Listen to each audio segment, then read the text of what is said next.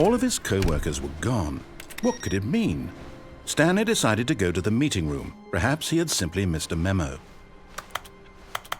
The good old bucket. Just Stanley and the bucket, off on another thrilling adventure together.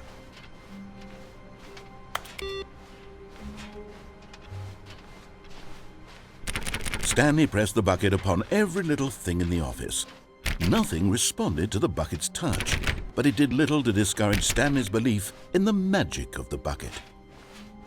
Stanley clutched the bucket tightly to his chest and entered the door on his left.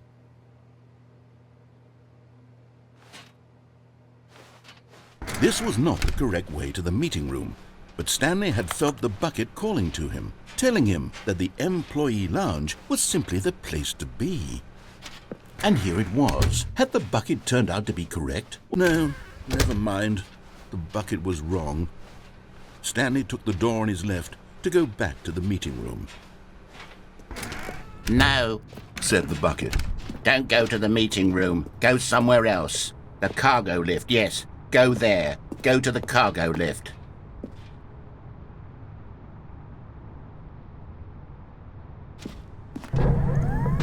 Good, said the bucket. Now ride the lift all the way to the top. There's something up there I need you to do. Stanley did not question why or how this bucket was speaking to him. It should have alarmed him, of course, because buckets can't talk. But Stanley chose not to think about this obvious fact. He was firmly convinced that the bucket had spoken to him, and he unthinkingly did whatever the bucket asked.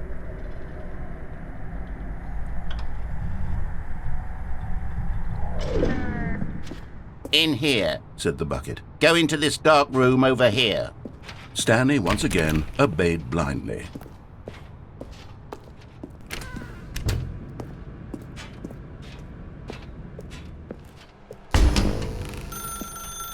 Now pick up the phone, said the bucket. Pick up.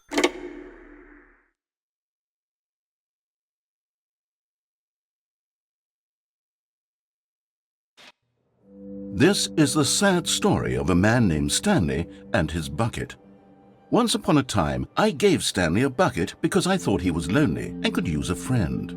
And then, very distressingly, he began to believe the bucket could speak to him.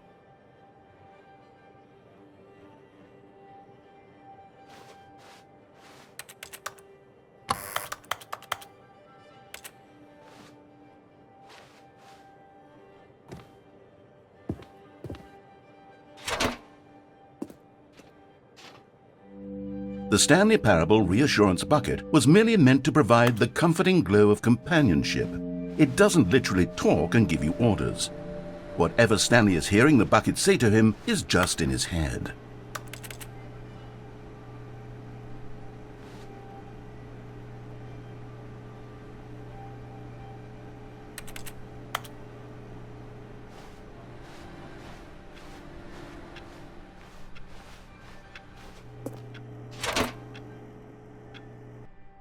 Lately, I've been concerned about him. Wouldn't you be concerned as well?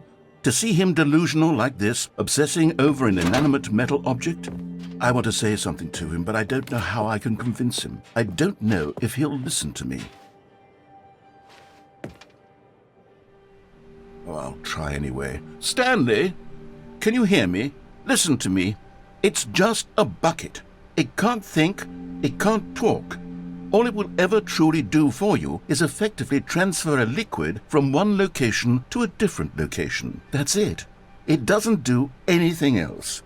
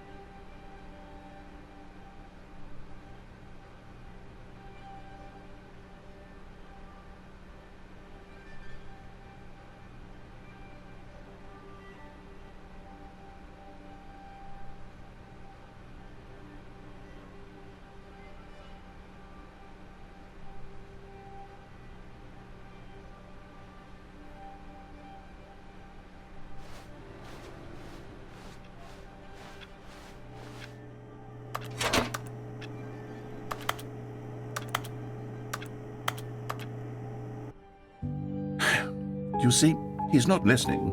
He's still taking orders from the bucket. You know, once upon a time it was me he took orders from, me he trusted and listened to. Now all he cares about is his awful bucket, this stupid hunk of metal. It's sad, but I suppose he doesn't need me anymore.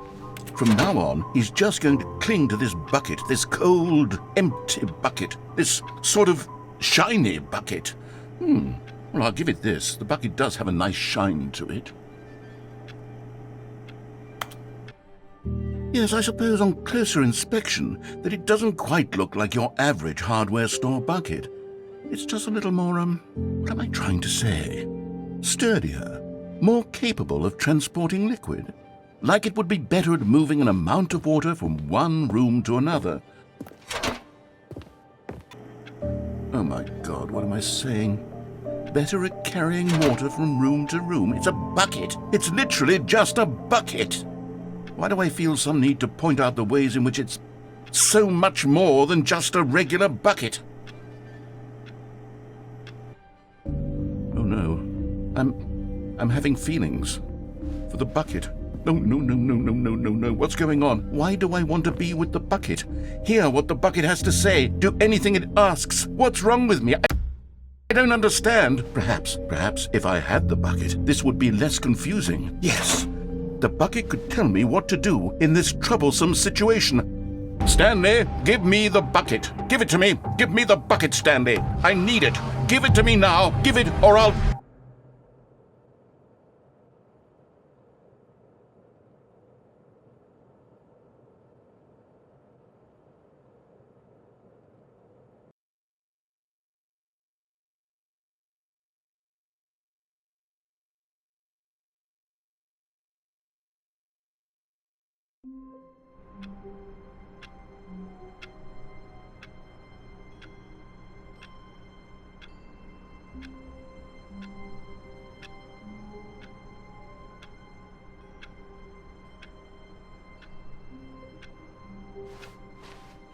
All of his co-workers were gone. What could it mean? Stanley decided to go to the meeting room. Perhaps he had simply missed a memo. No matter how hard Stanley looked, he couldn't find a trace of his co-workers.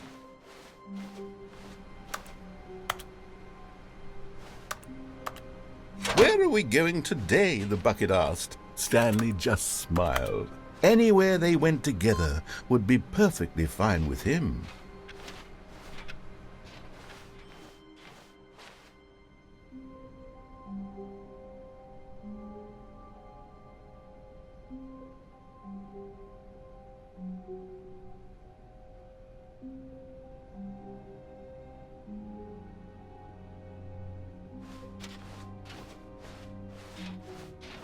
Stanley clutched the bucket tightly to his chest. This was not the correct way to the meeting room, but Stanley had felt the bucket calling to him, telling him that the employee lounge was simply the place to be. And here it was. Had the bucket turned out to be correct? No, never mind. The bucket was wrong. Stanley took the door on his left to go back to the meeting room. No, Said the bucket. don't go to the meeting room. Go somewhere else. The cargo lift, yes. Good, Said the bucket. now ride the lift all the way to the top. There's something up there I need you to do. Stanley did not question why or how this bucket was speaking to him. It should have alarmed him, of course, because buckets can't talk. But Stanley chose not to think about this obvious fact. He was firmly convinced that the bucket had spoken to him, and he unthinkingly did whatever the bucket asked.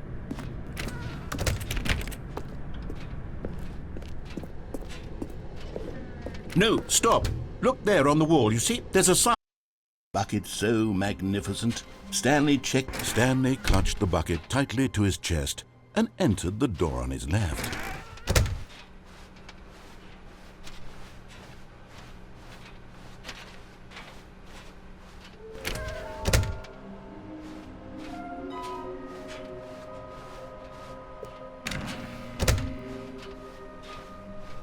Coming to a staircase, Stanley and the bucket walked upstairs to the boss's office.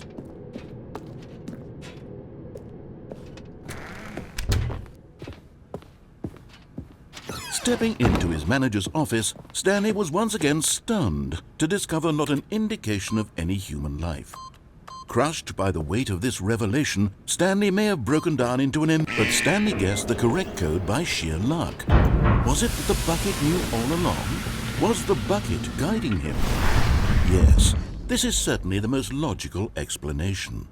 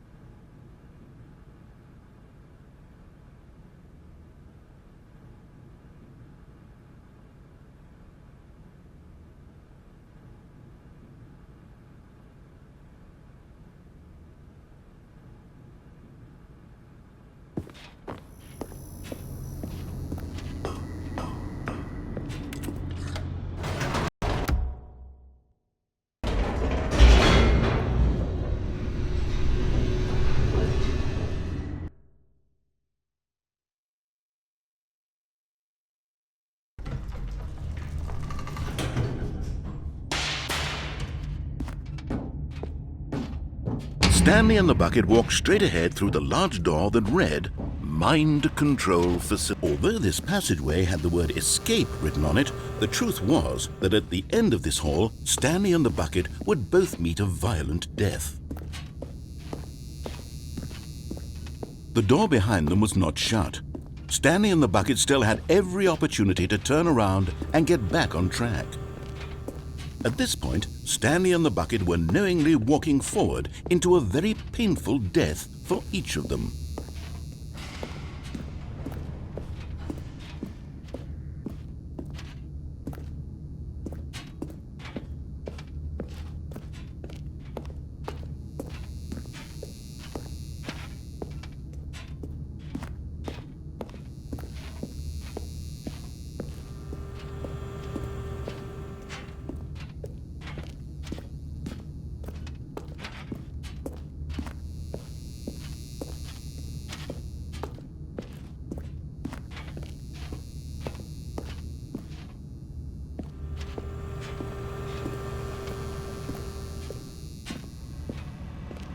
But of course, Stanley and the bucket thought better of it and realized they simply had too much to live for.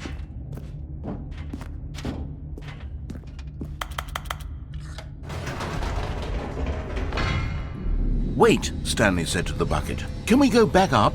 When I was pressing those keypad buttons, there was something very intriguing about the number 3. I want to go back so I can try pressing the number 3 again. The bucket said nothing.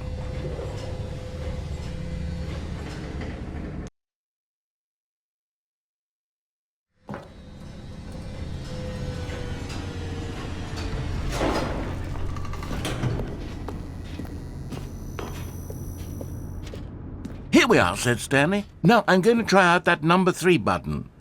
He took the bucket over to the keep. Wow, he said. The number 3 is such a special button. I'm having the time of my life. Stanley looked expectantly at the bucket, but the bucket remained silent. This was a shock to Stanley, who had always felt such a connection with the bucket. How was this not as exciting? After taking some time to show the bucket around the boss's office, Stanley at last went to the keypad, where he began eagerly pressing the number 3 again and again.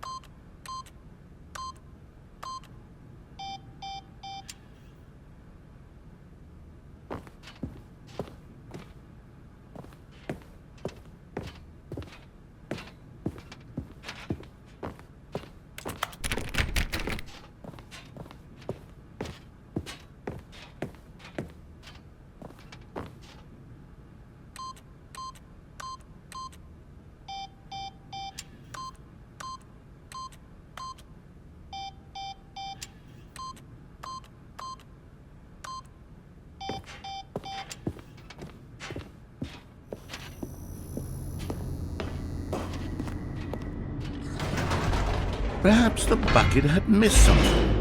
Perhaps it had not seen how much joy Stanley got from slamming the number 3 repeatedly.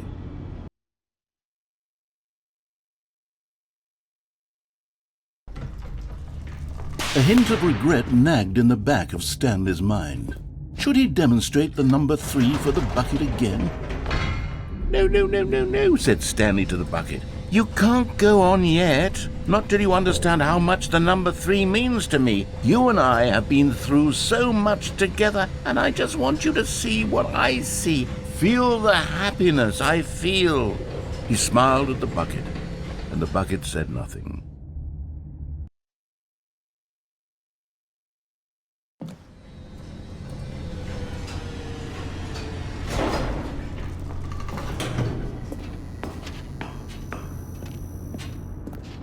Here we go, said Stanley. This time I'll really show you. He ran to the number 3 and began to wail on it like a musician on a beloved instrument, weaving a concerto of truth and passion. He wielded the number 3 like a fine artist would wield a paintbrush. He told stories through the number 3, stories of his dreams and hopes and fears, and the whole time he looked to his bucket for a reaction of some kind. Anything to let him know that the bucket appreciated what he was doing. The bucket conveyed absolutely nothing at all, only silence. Crushed by a wave of dejection, Stanley returned to the elevator.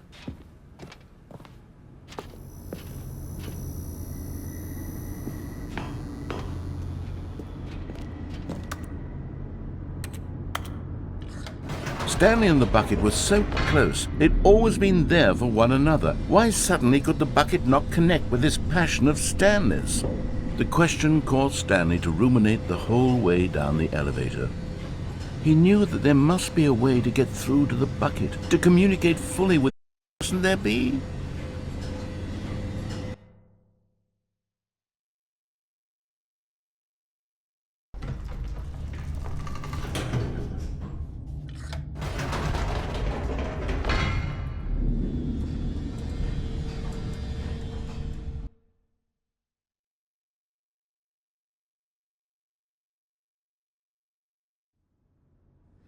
"Ah," said Stanley, "I know what to do.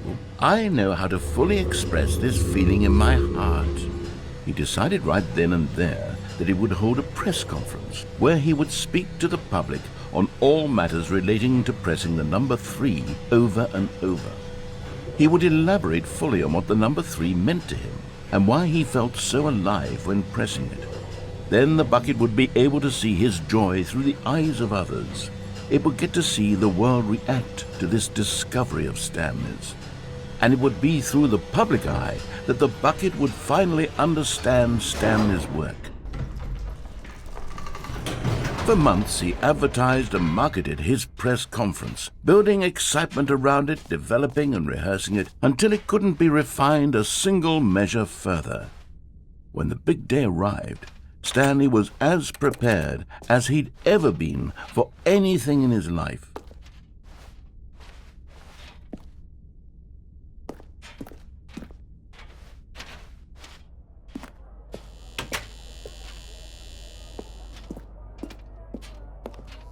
This was it.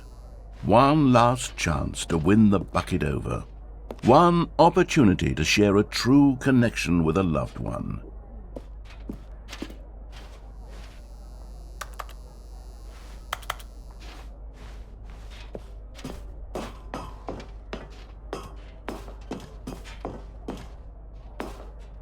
There was no one here. Nobody had come to the press conference to hear Stanley speak, to listen to him talk about what it really means to press the number 3 on a keypad over and over. He was unloved, uninteresting, he was a failure, and in that moment Stanley knew that the bucket would never again take him seriously. There would be no connection, no deeper understanding. The bucket merely sat there in his arms, indifferent. And so it began that slowly, over many years, the two of them grew more and more distant. They spoke less and less, neither wishing to state the obvious, that any sense of real respect between them had eroded since that day at the press conference. there would be no more games, no more long conversations about passion and pursuit, only a silence that consumed the space between friends. And Stanley, having for once in his life discovered the warmth and comfort of true companionship, was cast back into the unremarkable normalcy of loneliness.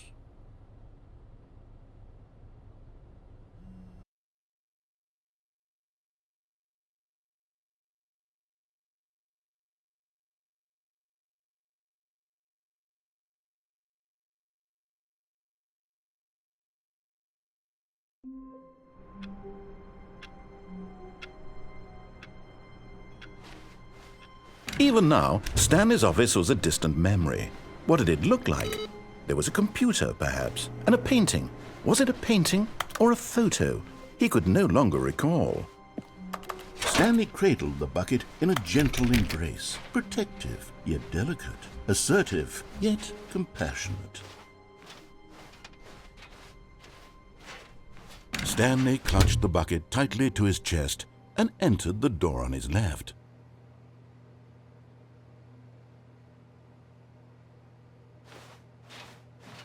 This was not the correct way to the meeting room, but Stanley had felt the bucket calling to him, telling him that the employee lounge was simply the place to be.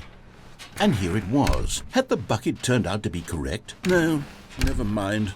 The bucket was wrong. Stanley took the door on his left to go back to the meeting room. "No," said the bucket. "Don't go to the meeting room. Go somewhere else. The cargo lift, yes. Go there. Go to the cargo lift."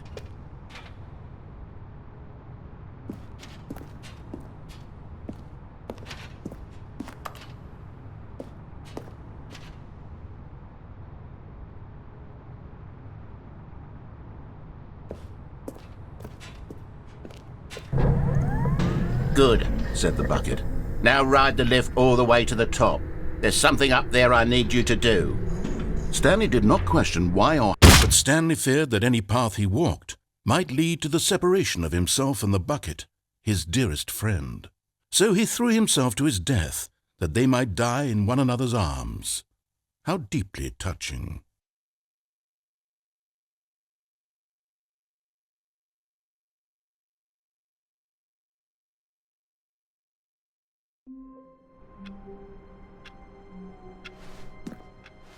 A soft wind blew outside and perhaps rain started, and if it did, it stopped shortly after.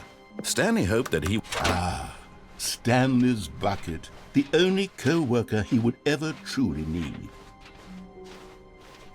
Stanley clutched the bucket tightly to his chest and entered the door on his left.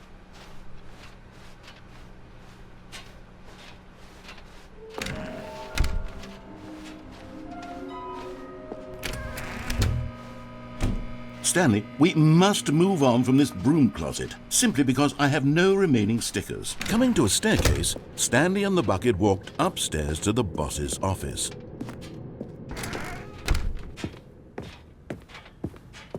Stepping into his manager's office, Stanley was once again stunned to discover not an indication of any human life. Crushed by the weight of this revelation, Stanley may have broken down into... But Stanley guessed the correct code by sheer luck. Was it that the bucket knew all along? Was the bucket guiding him?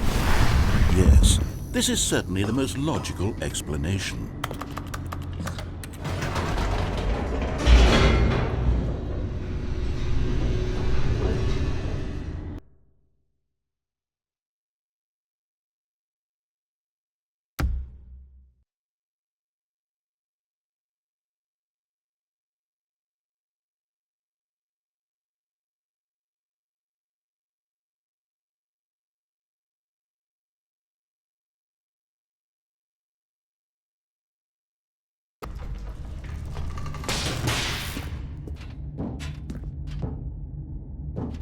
Stanley and the bucket walked straight ahead through the large door that read, Mind Control Facility.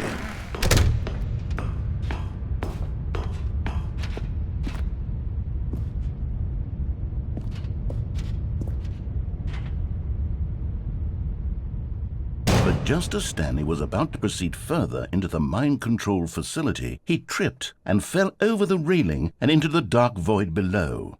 Thankfully, he fell directly onto the bucket, which safely cushioned his fall. Now, what to do next? Stanley wondered.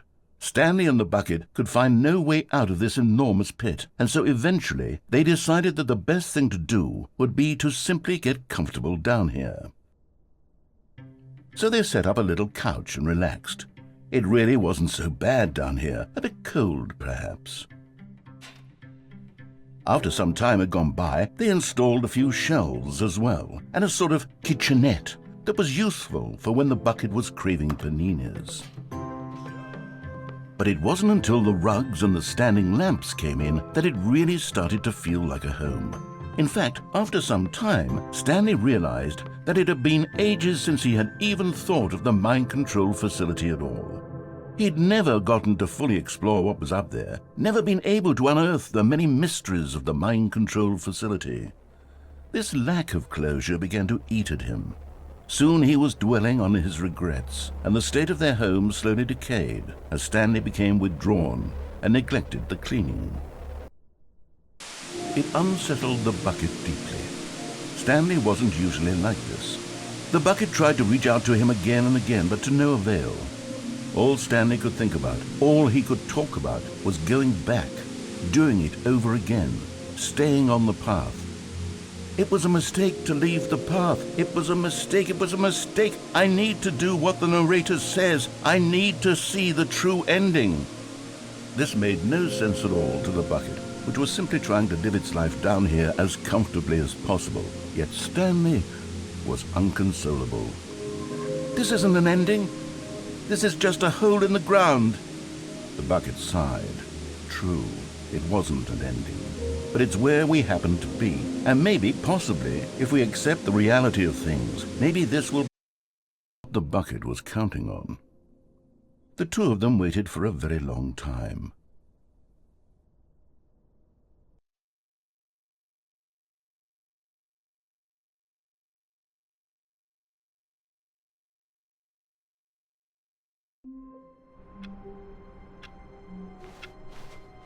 How long was I sitting there? Stanley wondered to himself. Minutes? Days? Centuries? Did something crucial happen? Is Stanley, without the bucket, really Stanley at all? No, surely not. Stanley clutched the bucket tightly to his chest and entered the door on his left.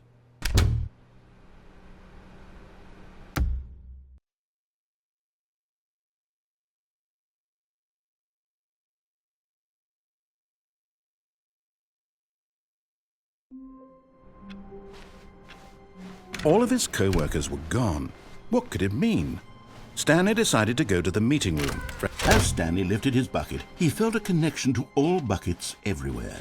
This adventure, he decided, was for all. Stanley clutched the bucket tightly to his chest. This was not the correct way to the meeting room, but Stanley had felt the bucket calling to him, telling him that the employee lounge was simply the place to be. And here it was. Had the bucket turned out to be correct? Well, no, never mind. The bucket was wrong.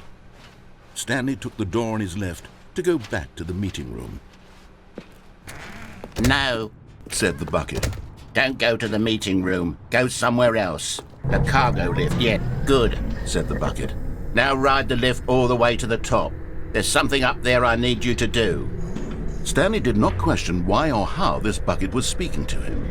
It should have alarmed him, of course, because buckets can't talk. But Stanley chose not to think about this obvious fact. He was firmly convinced that the bucket had spoken to him, and he unthinkingly did whatever the bucket asked.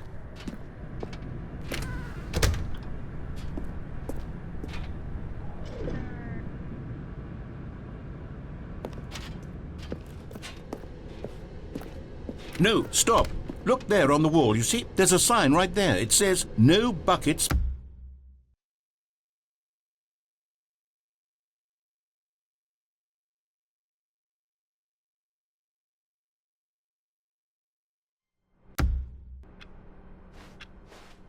Someone was following Stanley. He was sure of it. If he checked over his shoulder now, he would surely catch them. It was only a matter of time.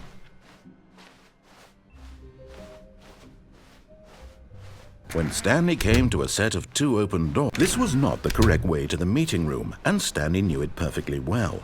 Perhaps he wanted to stop by the employee lounge first, just to admire it.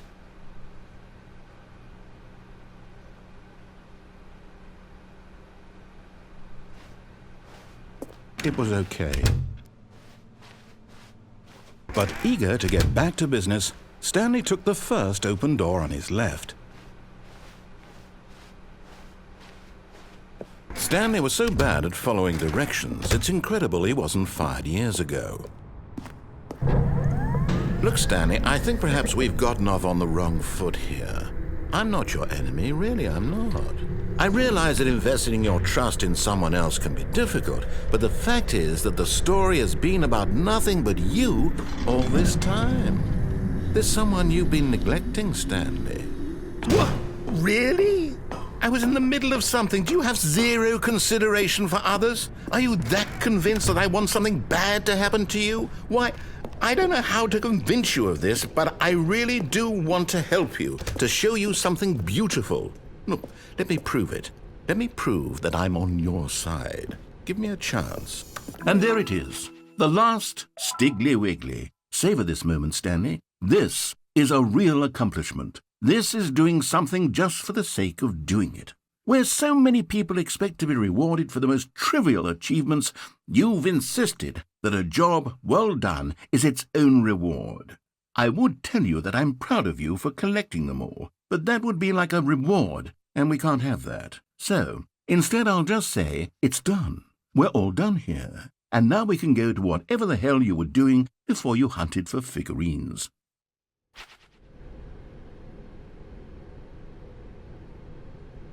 Now listen carefully, this is important. Stanley walked through the red door. Oh, thank God you are willing to listen to me. Do you see that I really have wanted you to be happy all this time? The problem is all these choices. The two of us always trying to get somewhere that isn't here. Running and running and running, just the way you're doing right now. Don't you see that it's killing us, Stanley? I wanted to stop. We would both be so much happier if we just stopped.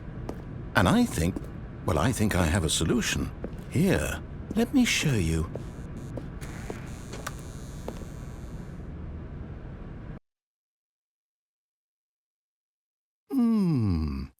What do we want?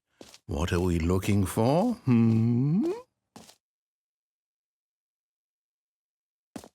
Here. Yes. Oh, it's beautiful, isn't it? If we just stay right here, right in this moment with this place, Stanley, I think I feel happy. I actually feel happy. No, wait. Where are you going? Oh, no. Stay away from those stairs. If you hurt yourself, if you die, the game will reset. We'll lose all of this.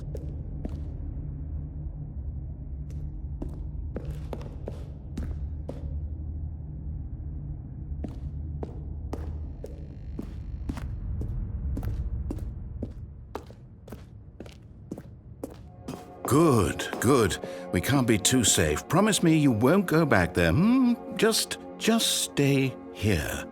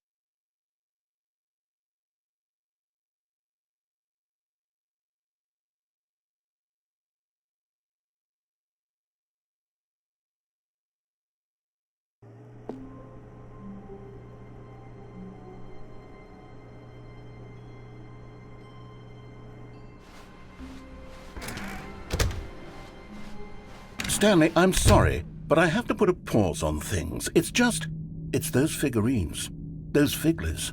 I haven't stopped thinking about them since you nabbed every last one. Wasn't it just the most intrinsically fulfilling moment of your entire life? Didn't it fill you to the brim with inner richness? Yes, I know we're supposed to be telling a story, but won't you please indulge me with one more trip back to the memory zone? I would love nothing more than to revisit the figurines just one more time.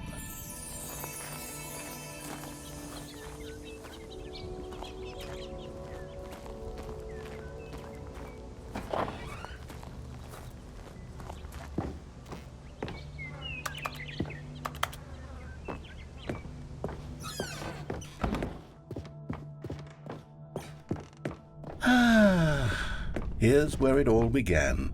The first collectible. Back then, we had no idea of how many of them we'd find. Sure, it said 6 right there on the screen, but how could we know for certain? We were so innocent. We'll never be like that again, Stanley.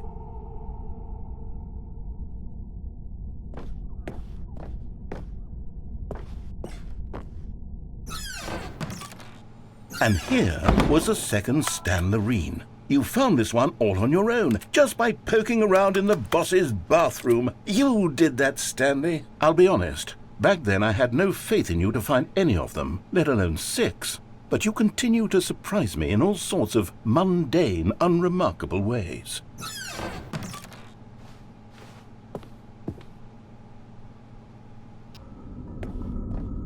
Okay, let's do a little quiz.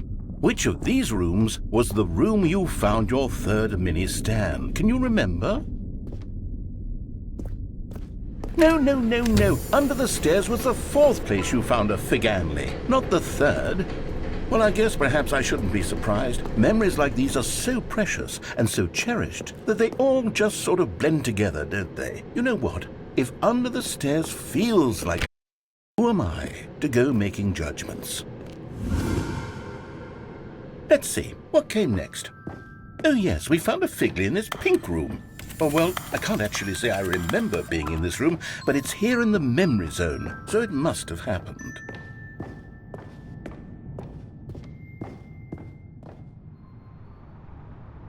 This was the 5th mini Stan, and this one was really something special. It was in the warehouse. I remember it so clearly. In fact, because this one is particularly special to me, I made a little video to commemorate the occasion. Enjoy.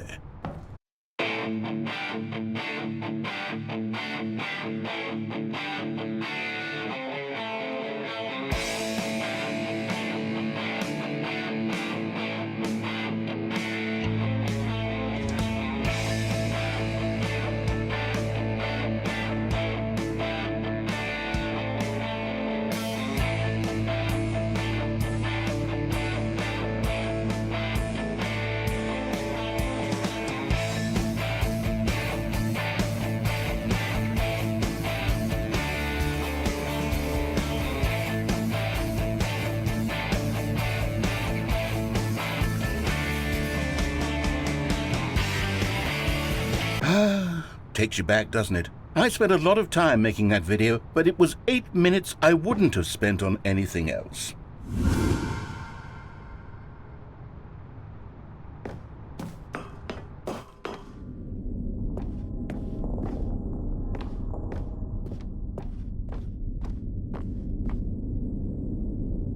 And then, Stanley, then we came to the last collectible, the final figurine, right here by the red and blue doors. This memory is the most distinct and clear in my mind, perhaps because it was the one that happened more recently than all the others.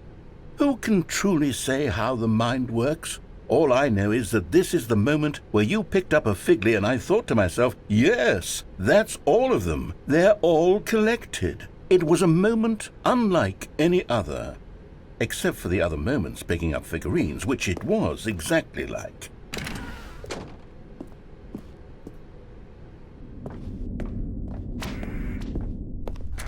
And then there was no more, because we've caught up to the present moment. Nothing left to do but move onward into the future. Goodbye, Memory Zone.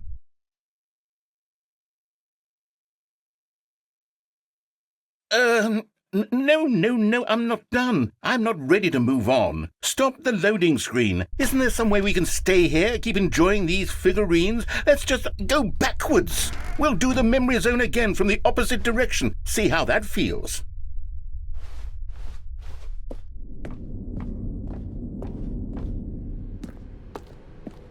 Okay, yes, the room with the red and blue doors. I remember this.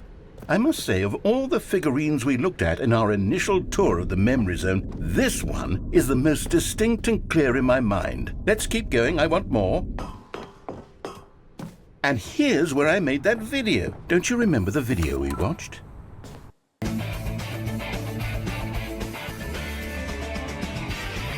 Yes, I love that video.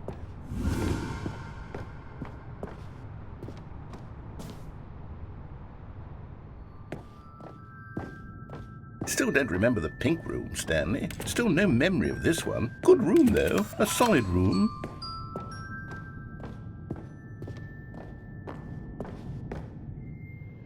These really were a treat to hunt down. You know, if there had been any kind of reward for finding all of these, it really would have muted the intrinsic joy of collecting them. I'm very glad we resisted the temptation. Next one.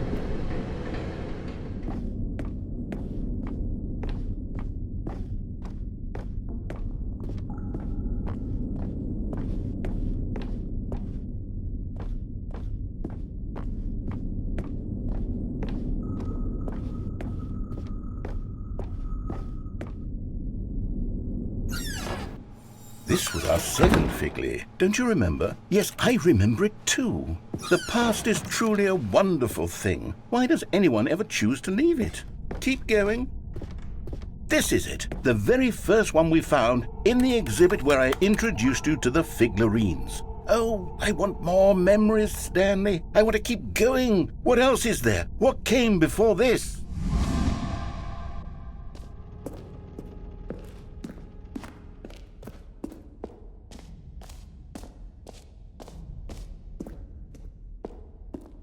Look, it's the terrible new content that we were originally sold on.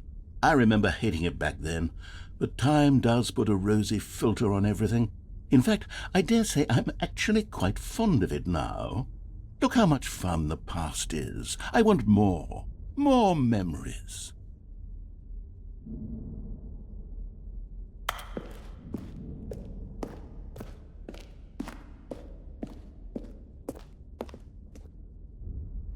Oh, yes, the two doors. Who could have forgotten that? A classic memory, this one.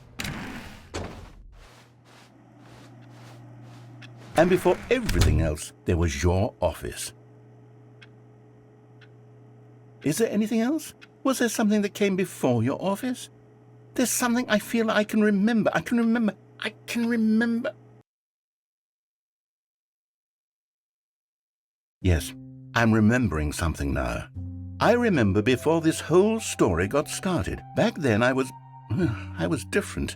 I used to make big decisions. I was passionate. I was skeptical. I weighed each decision with profound thoughtfulness. And then somewhere along the way I stopped making decisions.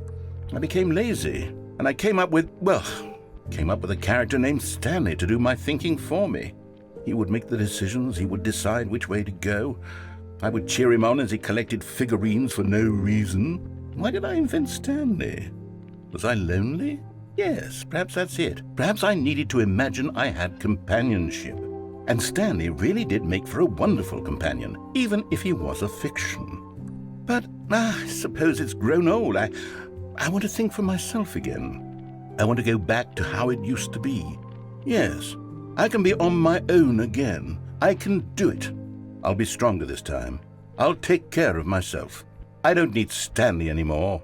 Oh, but he truly was so much fun to play with. You know what? Since we're in the memory zone, how about one more good memory? Let's go back just once and give Stanley one more run of the office, and then I'll retire him for good. I did enjoy telling his story so very much. Okay, here we go. This is the story of a man named Stanley.